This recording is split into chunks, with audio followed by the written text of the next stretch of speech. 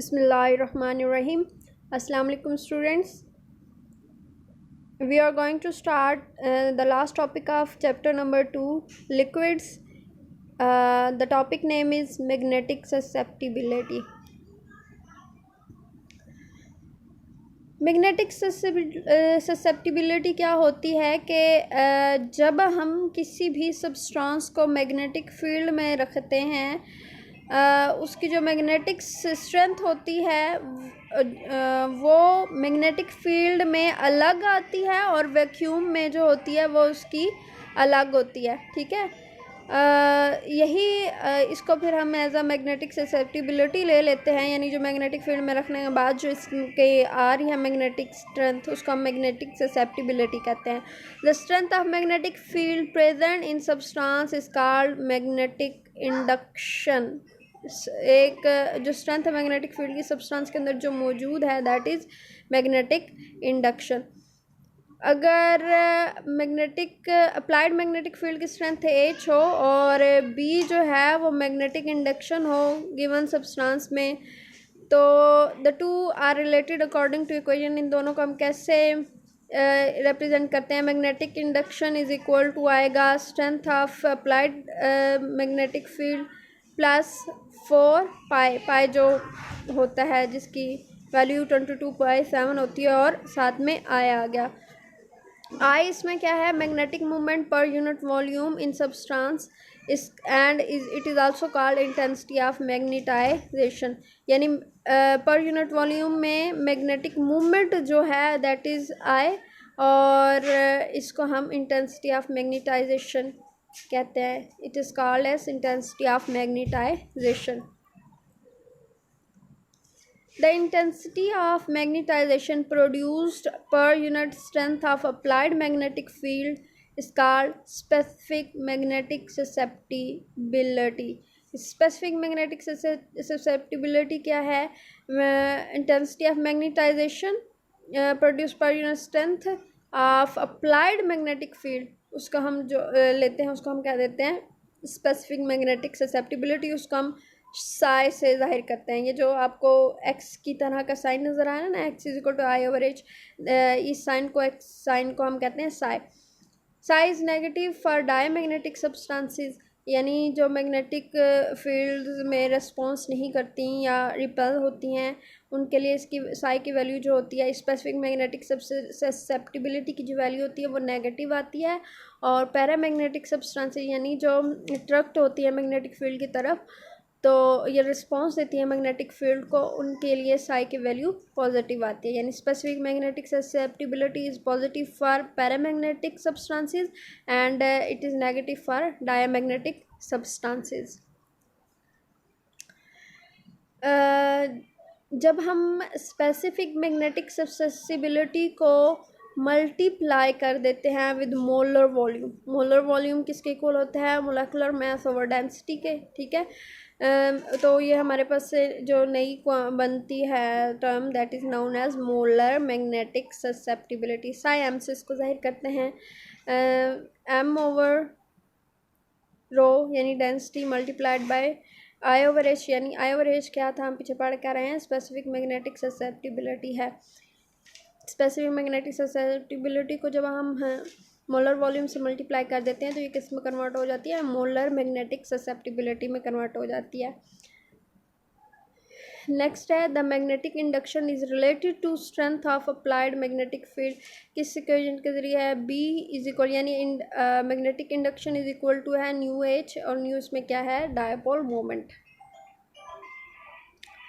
Determination of magnetic susceptibility, इसके लिए this is for long question. ये जो इसकी डिटर्मिनेशन है, वैसे मैग्नेटिक ससेप्टिबिलिटी जो है ये ओवरऑल जो है वो लॉन्ग क्वेश्चन में आता है, लेकिन इसकी जो इक्वेशंस हमने पीछे पढ़ी है ना वो MCQs के लिए इम्पोर्टेंट है, और ये शॉर्ट क्वेश्चन में पूछ सकते हैं कि मोलर स्पेसिफिक मैग्नेटिक ससेप्टिबिलिटी क्या होती है, मोलर मैग्नेटिक ससेप्टिबिलिटी क्या होती है।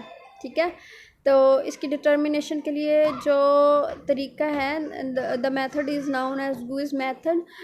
गुइज मेथड में क्या होता है कि एक सिलेंडर होता है, ठीक है, उसके अंदर हम सैंपल रखते हैं, यानी जिसकी हमने मैग्नेटिक ससेप्टिबिलिटी मालूम करनी है। उसके दो होते हैं आर्म्स, ठीक है, जिस तरह आपने बैलेंस देखा हुआ है इलेक्ट्रिकल बैलेंस, उस तरह का एक आर्म में हम उससे सैंपल को रख लेते हैं।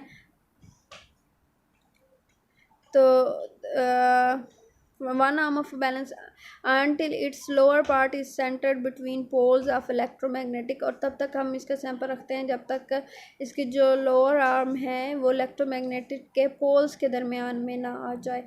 The cylinder is counter balance in this position, और इसके ऊपर ही हमें इसकी रीडिंग मिल जाती है बाय दूसरे जो आर्म है ना उसके अंदर जब सिलेंडर ऊपर की तरफ है, दूसरे में हम क्या रखते हैं, वेट्स रखते हैं placed on the other balance pan. दो पेन्स है ना, बैलेंस आपने देखा हुआ उसकी दो आर्म्स होती हैं, एक तरफ हमने सैंपल रखा और सैंपल की वजह से जो उसमें चेंज आता है उसको काउंटर बैलेंस करने के लिए हम दूसरे इसके पैन में दूसरे आर्म में वेट्स रखते हैं ताकि वो जो है उन दोनों जो हैं वो बैलेंस हो जाए। When the current is turn on, जब करंट को हम ऑन करेंगे सिलेंडर जो है वो नीचे की तरफ मूव करेगा into the electromagnet if the substance is paramagnetic. अगर सब्सटेंस पैरामैग्नेट है तो करंट को ऑन करने से जो सिलेंडर है वो डाउनवर्ड मूव करेगा, ठीक है। और अगर जो सब्सटेंस यानी जो सैंपल हमने रखा है दैट इज़ डायामैग्नेटिक, ठीक है, तो ये अपवर्ड पुश हो जाएगा, यानी ये ऊपर की तरफ मूव करेगा। फर्स्ट केस में हमें वेट जो है दूसरे पेन जो है बैलेंस को उसमें ऐड करने पड़ते हैं ताकि उसका बैलेंस जो है वो रीस्टोर हो जाए, और दूसरे में तो हमें क्या करना पड़ता है, उसके वेट्स को रिमूव करना, यानी डायमैग्नेटिक सब्सटेंस के केस में वेट्स को रिमूव करना पड़ता है ताकि उसके बैलेंस को रिस्टोर किया जा सके। In either case the change in weight is equal to magnetic force acting on the material. अगर अच्छा मैस में चेंज आ रहा है ना करंट को ऑन करने से, उस चेंज को हम डेल एम से जाहिर करते हैं, ठीक है। और इसके वेट में जो चेंज आएगा वो क्या होगा, del M G is equal to 1/2 psi minus psi naught psi A into A H square. इसमें जी क्या है, एक्सेलरेशन ड्यू टू ग्रेविटी है, del M G gives the change in weight, psi क्या है, magnetic force acting on susceptibility, A क्या है, area of cross section, H is field strength, psi a is the volume susceptibility of air। Air हमने जो कर लिया तो ये उसके लिए आएगा। ये आप देख सकते हैं degauss method for measurement of magnetic susceptibility. दो पेन्स हैं, पोल है, पिवट है, cylinder containing the sample weight, और उसको पोल्स के दरमियान रखा हुआ है। The absolute value of field strength H is also required, यानी जो हम इसमें मेजरमेंट्स ले रहे हैं इसमें हमें फील्ड स्ट्रेंथ यानी एच की वैल्यू भी चाहिए होती है। लेकिन हम इस मसले को, इस प्रॉब्लम का सलूशन निकाल सकते हैं। कैसे निकाल सकते हैं कि हम जो इसमें एरिया है और एच जो है उसको हम किसी स्टैंडर्ड सब्सटेंस के साथ, यानी ऐसी सब्सटेंस जिसके हमें मैग्नेटिक ससेप्टिबिलिटी मालूम हो उसके साथ पहले इसको मेजर कर लें, ठीक है, और फिर हम उसके बाद जो है सैंपल जो है उसकी मेजर करें। इसमें जो हम स्टैंडर्ड लेते हैं यानी जिसकी हमें मैग्नेटिक ससेप्टिबिलिटी पता होती है वो ज़्यादातर वाटर होता है। यूजुअली वाटर इज़ टेकन है स्टैंडर्ड सब्सटेंस। और इसमें ये देखें डेल एम एस जो हमने सैंपल लिया, एस जो है वो सैंपल के लिए है, बाय डेल एम डब्ल्यू इसमें ये वाटर के लिए है, sigh of sample minus sigh of air, ठीक है, और ये ए साई ऑफ एयर भी हमें पता होता है, और बाय है हमारे पास बाय साई ऑफ डब्ल्यू, ये स्टैंडर्ड है, ये भी हमें मालूम होगा, माइनस साई ऑफ एयर, और ये भी हमें मालूम होता है। तो हम इस तरह इसकी रिलेटिव मैग्नेटिक ससेप्टिबिलिटी ले लेते हैं। ये हर टर्म जो है इसमें मैंने आपको बता दिया, डेल एम एस क्या है, साई एस क्या है, साई ए क्या है, साई डब्ल्यू क्या है, डेल एम डब्ल्यू क्या है, डेल एम एस यानी चेंज इन एस जो आया वो हम इसको मालूम कर सकते हैं, और इसकी मदद से हम इसकी रिलेटिव मैग्नेटिक ससेप्टिबिलिटी मालूम करते हैं। और रिलेटिव मैग्नेटिक ससेप्टिबिलिटी ज़्यादा अच्छी क्यों है, क्योंकि इसमें हमें एच और जो ए है उसकी वैल्यू का पता चल जाता है स्टैंडर्ड के ज़रिए। हम फिर उसी स्ट्रेंथ के अंदर सैंपल की जो वैल्यूज़ हैं वो मालूम कर लेते हैं। इसके बाद एप्लीकेशन ऑफ मैग्नेटिक ससेप्टिबिलिटी। सबसे पहली एप्लीकेशन है कि हम बता सकते हैं जो हमें सब्सटेंस दिया गया है उसका स्ट्रक्चर क्या होगा, ठीक है। कि इसका हमें स्ट्रक्चर का कैसे पता चलता है, क्योंकि जो मैग्नेटिक ससेप्टिबिलिटी है ये एडिटिव और कॉन्स्टिट्यूटिव प्रॉपर्टी है। उसके बाद ऑक्सीडेशन स्टेट का हमें पता चल जाता है। हम जानते हैं कि ये जो फिलिंग होती है इलेक्ट्रॉन्स के अकॉर्डिंग टू हुंड्स रूल होती है, ठीक है। तो हमें मैग्नेटिक ससेप्टिबिलिटी से number of paired and unpaired electrons का पता चल जाता है, यानी इसके ऑक्सीडेशन स्टेट भी हम इस तरह पता लगा सकते हैं। जैसे कि हमारे पास कॉपर की 2 ऑक्सीडेशन स्टेट होती हैं, cuprous Cu positive and Cu2 positive यानी क्यूप्रिक। इसमें Cu पॉजिटिव में 10d इलेक्ट्रॉन्स होते हैं, ठीक है। कोई भी इसमें अनपेयर्ड इलेक्ट्रॉन नहीं होगा। लेकिन क्यूप्रिक के यानी Cu2 पॉजिटिव की बात करें तो इसमें 9d इलेक्ट्रॉन, यानी इसमें एक इलेक्ट्रॉन जो होगा वो अनपेयर्ड होगा। अब चूँकि क्यूप्रस में कोई भी अनपेयर्ड इलेक्ट्रॉन नहीं है तो इसका बिहेवियर क्या आता है, डायामैग्नेटिक। Cu पॉजिटिव इसमें कोई अनपेयर्ड इलेक्ट्रॉन नहीं है तो इसका बिहेवियर क्या आएगा, डायामैग्नेटिक होगा। जबकि Cu2 पॉजिटिव में एक अनपेयर्ड इलेक्ट्रॉन है तो इसकी वजह से इसका मैग्नेटिक मोमेंट जो है वो 1.73 बोहर मैग्नीटॉन्स आता है। The number of unpaired electron in iron की भी 2 ऑक्सीडेशन स्टेट होती हैं, फेरस Fe2 पॉजिटिव और आयरन 3 Fe3 पॉजिटिव यानी फेरिक। तो फेरस में 4 अनपेयर्ड इलेक्ट्रॉन होते हैं और फेरिक में 5 अनपेयर्ड इलेक्ट्रॉन होते हैं। तो फेरिक का जो आता है हमारे पास मैग्नेटिक मोमेंट वो 5.9 और फेरस का यानी Fe2 पॉजिटिव का 4.9 आता है, जिससे हमें पता चल जाता है कि आयरन की ऑक्सीडेशन स्टेट कौन सी मौजूद है यहाँ पे।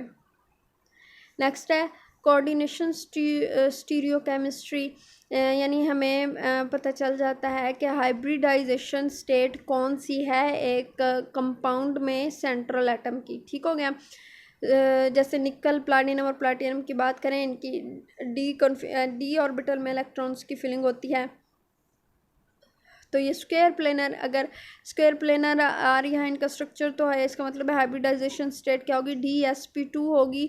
और अगर इनकी टेट्राहेड्रल आ रही है तो इसका मतलब है इनके अंदर जो हाइब्रिडाइजेशन स्टेट है दैट इज़ sp3। नेक्स्ट हमारे पास coordinated complexes. In the use of sp3 hybrid there remains 2 spins and the magnetic moment compounds to 2.88 Bohr मैग्नीटॉन्स, ठीक हो गया। और जब हम DsP2 हाइब्रिडाइजेशन स्टेट आती है तो कोई भी नेट स्पिन नहीं आती और DsP2 के केस में सब्सटेंस डायामैग्नेटिक होगा। sp3 के केस में पैरामैग्नेटिक है यानी उसका मैग्नेटिक मोमेंट आएगा, लेकिन DsP2 के केस में कोई भी नेट स्पिन नहीं आती और जिसकी वजह से सब्सटेंस जो होती है वो डायामैग्नेटिक आती है और उसका मैग्नेटिक मोमेंट 0 आता है। जितने भी कॉम्प्लेक्सेस हैं प्लाटिनम 2 के, यानी जिसमें प्लाटिनम की ऑक्सीडेशन स्टेट 2 होती है, प्लाटिनम की ऑक्सीडेशन स्टेट भी 2, which are tetra coordinated are diamagnetic and are therefore said to possess square planar stereochemistry. ये याद रखिएगा, ये MCQs के लिए इम्पोर्टेंट है। तो प्लाटिनम और प्लाटिनम की ऑक्सीडेशन स्टेट 2 हो और वो टेट्रा कोऑर्डिनेटेड हो, यानी 4 एटम्स उनके साथ जुड़े हुए, 4 ग्रुप्स के साथ उन्होंने बॉन्ड बनाया हुआ हो और उनकी ज्योमेट्री स्क्वायर प्लेनर हो, तो वो डायामैग्नेटिक नेचर के होंगे। जबकि निकल 2 की बात करें कि इसके भी 2 क्लासेस हैं कॉम्प्लेक्सेस की, एक ब्लू और ग्रीन कलर्ड कॉम्प्लेक्सेस। इसमें एक की जो ऑक्सीडेशन हाइब्रिडाइजेशन स्टेट है वो sp3 है और दूसरे की जो है वो ऑक्टाहेड्रल टेट्राहेड्रल में sp3 और अगर ऑक्टाहेड्रल है sp3d2 होंगे, यानी इसमें 6 जो ग्रुप्स हैं वो कोऑर्डिनेट कर रहे होंगे निकल के साथ। वेयर एज द येलो और red diamagnet complexes involve DsP2 hybrid bonds and are square planar. याद रखिएगा कि जो इनके ब्लू और ग्रीन हैं वो sp3 या फिर sp3d2 हाइब्रिडाइजेशन रखेंगे और इनका कलर ब्लू और ग्रीन होगा, जबकि येलो और रेड जो हैं वो डायामैग्नेटिक होंगे और DsP2 इनकी हाइब्रिडाइजेशन स्टेट होगी और इनकी ज्योमेट्री क्या होगी, स्क्वायर प्लेनर होगी। ऑड इलेक्ट्रॉन मॉलिक्यूल्स की बात करें, यानी ऐसे मॉलिक्यूल जिनमें नंबर ऑफ़ इलेक्ट्रॉन जो हैं वो ऑड में है। ऑड में आने का मतलब है कि इनमें अनपेयर्ड इलेक्ट्रॉन मौजूद होंगे और इनका जो मैग्नेटिक बिहेवियर होएगा वो पैरामैग्नेटिक होगा। The compounds having odd electrons are expected to be paramagnetic. The paramagnetism exhibited by nitric oxide, nitrogen dioxide, ClO2 is almost equal to that corresponding to one unpaired electron. यहाँ पे भी MCQ आ सकता है कि NO या NO2 या फिर ClO2 की का जो मैग्नेटिक बिहेवियर है वो कैसा है, पैरामैग्नेटिक है, डायमैग्नेटिक है या कुछ और। पैरामैग्नेटिक बिहेवियर ऑफ ऑक्सीजन की बात करें तो ऑक्सीजन में 2 अनपेयर्ड इलेक्ट्रॉन होते हैं, तो हम कह देते हैं कि इसकी जो बिहेवियर आएगा ऑक्सीजन का दैट इज़ पैरामैग्नेटिक। ये था आज का हमारा लेक्चर। तो इसको आपने शॉर्ट क्वेश्चन, लॉन्ग के लिए और ख़ास तौर पर इसकी जो मेजरमेंट है वो लॉन्ग के लिए और एमसीक्यूज़ के लिए याद करना है। एमसीक्यूज़ के लिए इसकी एप्लीकेशंस में से या इसकी डेफिनेशंस, इसमें जो हमने इक्वेशंस पढ़ी हैं वो आ सकती हैं। अल्लाह हाफिज़।